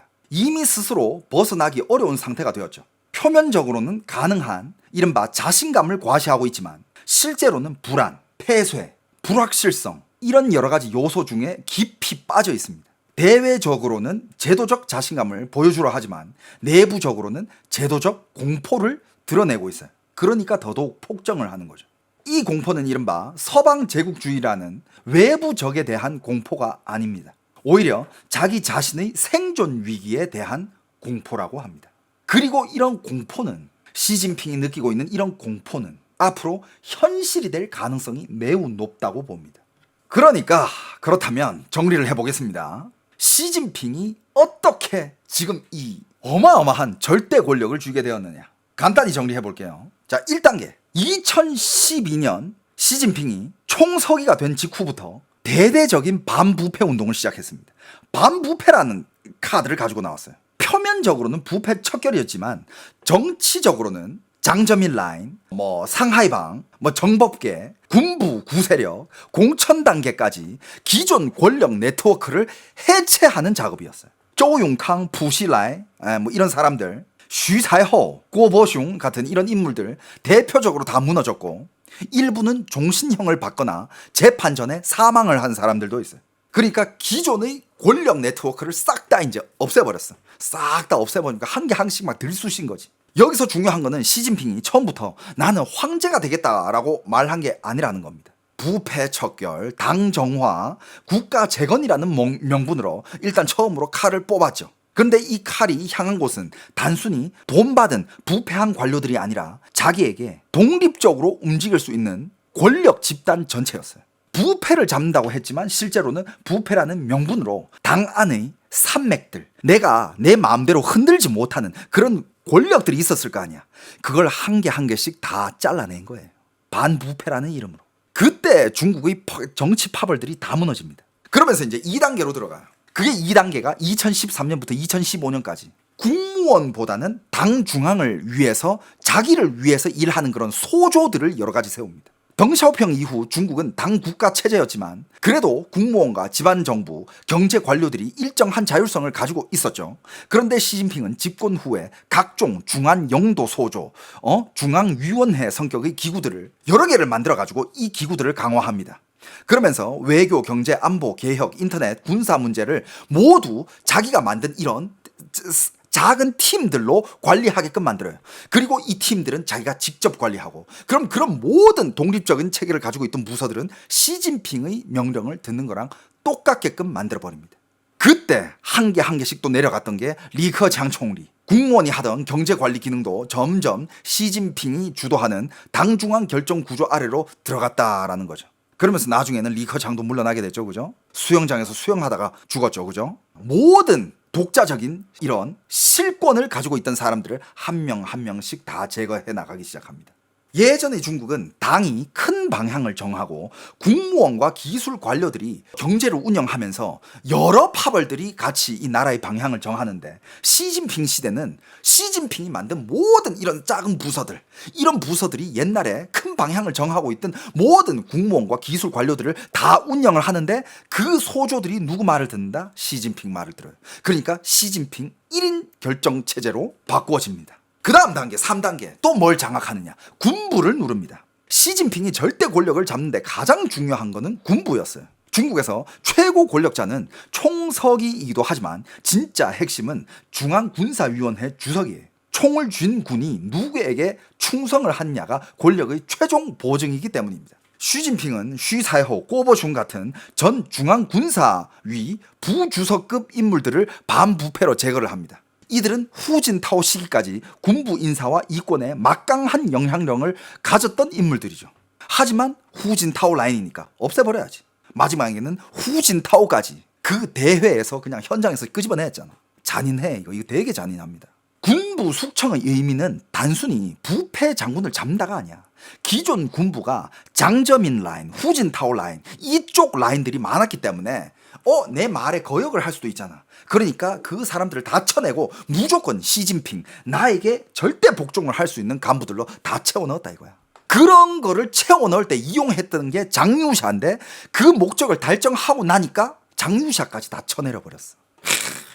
이거 진짜 드라마로 찍으면 이거 한 100회 나와요. 와, 이 진짜 과연 이 시진핑 시대의 정치계에서 벌어진 이런 암투들이 나중에 드라마나 영화로 만들어질까? 영화로는 이거 다 못 담고 드라마야. 이건 무조건 드라마인데, 과연 어느 시대 가서야 이걸 만들 수 있을까? 재밌는 사건 사고들 진짜 많아요. 이 중에서 여러분들이 아는 그런 암살, 이런 사건들도 진짜 많았어. 아무튼 이게 시진핑 권력 구축의 핵심이었습니다. 군부 장악.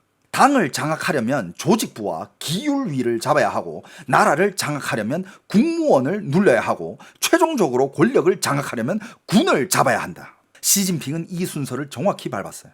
그리고 이제 4단계입니다. 2016년 핵심 칭호를 얻습니다. 2016년 시진핑은 공식적으로 당 중앙의 핵심이라는 지위를 굳혔습니다. 중국 정치에서 핵심이라는 표현은 그냥 수식어가 아니에요. 마오쩌둥, 덩샤오핑, 짱저민에게 붙었던 권위의 언어입니다. 후진타오는 상대적으로 이런 개인 권위에 좀 약했어요. 시진핑에게 핵심이 붙었다는 것은 상무위원회 내부에서 다른 지도자들과 단순히 1대1로 협의하는 집단 지도자가 아니라 다른 지도자들이 따라야 할 중심축이 되었다는 그런 의미예요. 여기서부터 분위기가 바뀝니다. 시진핑도 지도부의 한 명이 아니라 시진핑이 중심이고, 지도부는 시진핑의 명령을 떠받는 조직이 된 거예요. 그냥 시진핑이 중심이고 그 외에 누구든 다 시진핑 보좌하는 사람이에요. 그게 2016년입니다. 자, 그러면서 5단계 2017년 19차 당대회에서 시진핑 사상을 당헌에 넣어버립니다. 옛날에 여러분들 마오쩌둥 사상이라고 있었어요. 모태똥 사상. 자기 사상을 이렇게 내세운 사람은 모태똥 사상 이후에 시진핑이 아마 그 다음일걸? 그 전에도 물론 뭐 이런저런 이론 이런 게 있었지만 그렇게 막 강한 그건 아니었어. 근데 시진핑 사상을 넣어버려요. 시진핑 신시대 중국 특색 사회주의 사상이 당헌에 들어갑니다. 이것도 엄청난 사건이었어요. 중국 공산당에서 살아있는 지도자의 이름이 붙은 사상이 당헌에 들어간다는 것은 그 지도자를 단순한 행정 지도자가 아니라 노선의 창시자로 격상한다는 의미예요. 중국 공산당 20차 당대회 보고도 반부패 투쟁에서 압도적 승리를 거두고 그 성과를 공고히 했다고 강조했습니다. 즉 시진핑 체제는 자신의 권력 강화를 부패 척결과 당 재건의 성과로 공식 서사화했습니다. 여기서 시진핑은 사실상 이렇게 말한 겁니다. 나는 단순히 5년짜리 총서기가 아니다. 나는 중국 공산당의 새로운 시대를 연 지도자다. 이 단계에서 시진핑은 이미 짱저민 후진타오급이 아니라 마오쩌둥, 덩샤오핑 계보에 자신을 올려놓는 거예요. 올려놓아 버렸어요. 한 단계 한 단계씩 얼마나 침을 냈어. 그러면서 6단계 2018년에 국가주석 임기 제한을 폐지를 해버립니다. 중국 전국인민대표대회가 헌법을 개정해 국가주석의 2연임 제한을 폐지했습니다. 이로써 시진핑은 국가주석직을 10년만 하고 물러나야 한다는 제약에서 벗어났습니다. 당시 수많은 국제 언론에서는 어떤 보도를 때렸냐, 시진핑의 장기 집권 길을 열었다라고 보도를 했어요. 물론 중국 최고 권력의 핵심은 국가주석보다도 총서기와 중앙군사위 주석입니다. 하지만 상징적으로 이게 엄청납니다. 왜냐하면 덩샤오핑 이후 중국 공산당이 만들어 온 지도자는 일정 시점에서 물러난다라는 관례를 정면으로 깬 것이고, 그리고 이미 시진핑 혼자서는 국가주석, 총서기, 중앙군사위 이 모든 권력을 손에 쥔 거랑 다름없었어요.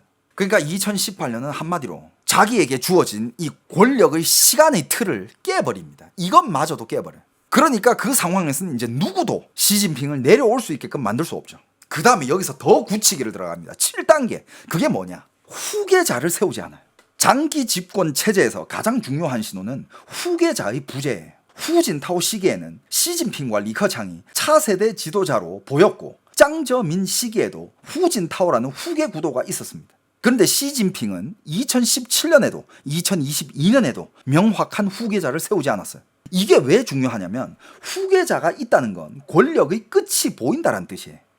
군대에서도 이 병장 달면 우리 똥이라고 하잖아. 어차피 얘 떠날 새끼야. 이제 얘 말도 잘 안 듣고 얘도 더 이상 이제 터치 안 하고 그 똥이란 그런 거야. 후계자가 없다는 것은 모든 관료들이 미래 권력자가 아니라 현재 권력자인 시진핑에게만 충성한다는 뜻이에요.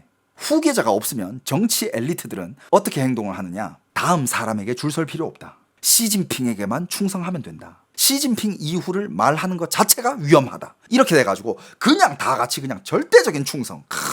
시진핑한테 조알입니다. 즉 후계자 부재는 단순한 공백이 아니라 충성 경쟁을 강제하는 그런 장치에 모든 사람들이 줄설 눈치 볼 필요가 없어. 그냥 시진핑한테 줄 서면 돼. 그러면서 진짜 이건 거의 마지막 단계. 마지막 단계가 뭐냐? 그때가 2022년 20차 당대회.